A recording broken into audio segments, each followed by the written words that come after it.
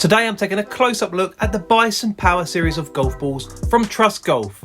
These golf balls are said to be just as good as the Pro V1 range from Titleist. Well, I recently took them out on the golf course and put them to the test. I even used them this week when playing Ashridge Golf Course. So if you stick around, I'll let you know how I got on and how they measure up against the Pro V1s. And I'll even be cutting these open to show you how they compare to the inside of a Pro V1 and Pro V1X golf ball, so make sure you stick around. So these are two new golf balls from Titleist Golf, from the Bison Power Series. We've got the Bison V Power for golfers with swing speeds under 105 miles an hour, and the Bison X Power for swing speeds over 105 miles an hour. These are said to be comparable to Pro V1 and Pro V1X golf balls. The V Power has a compression of around 80 to 85, and the X Power has a compression of around 90 to 95. But what makes these balls special beyond just swing speed recommendations and compression? Let's have a closer look. Well, apparently Titleist Golf uses something they like to call the K9 dynamic core, which is designed to optimise distance, control and accuracy by converting kinetic energy into more power. Basically, this core is meant to help you get more distance while keeping control over your shots. We'll get a closer look at this when we cut it open later on in this video.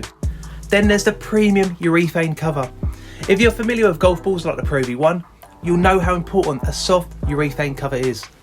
And playing these Titleist golf balls, they definitely felt similar to the Pro V1 golf balls.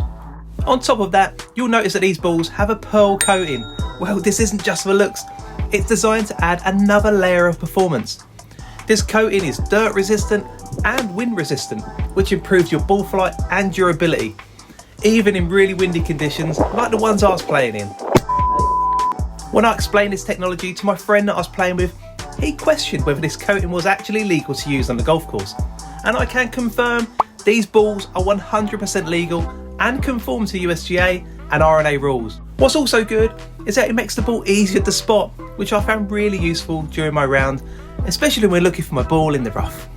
Now, I wasn't sure which ball would be the better fit for me because my driver swing speed is right around that 105 mph mark. So I tested both balls to really get a feel for what worked best on the course. And let me tell you, both of these balls were long off the tee. I noticed a difference right away on the course. But what about control? Well, that's where things get really interesting. I actually found that the Bison V Power, the ball for slower swing speeds, became my favourite, especially when it came to short game and putting. It has a softer feel around the greens, and although I wasn't troubling the flag with my shots here, I really appreciated the feedback I was getting with wedge shots to the green. Now, I'm not the only one who's tested these balls. Another YouTuber, Tap from TK Golf, put the Bison Power Series to a test in a simulator, running an in-depth comparison against the Titleist Pro V1 and Pro V1X. After 4 days of testing, he found that these Titleist golf balls were comparable in performance, especially when it came to distance, trajectory and dispersion. Now that's some serious validation right there. I'll add a link in the description below, and I'll definitely recommend that you check out that video. But let's have a look inside these golf balls and see how they compare to each other and the Pro V1 and Pro V1X golf balls. Here we've got the Titleist golf balls from the Bison Power Series. We've got the Bison V Power and the Bison X Power.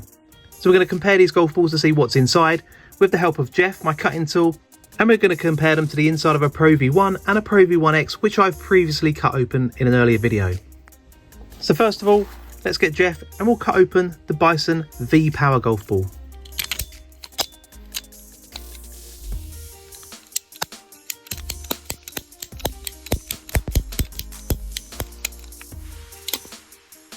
Let's have a close-up look inside there. So there we can see it's got a 3-piece finish to it. So you've got the outer layer and the inner mantle, and it's got this cool white colour to the core. It doesn't feel particularly soft, but it does look really, really smart. And if you can look, there's almost that shimmery shine to the inner mantle there. It's like pearlescent inside as well as the outside, matching the outer coating of the golf ball. But how does that compare to the Titleist X Power golf ball? Let's pop that one down and cut this one open now.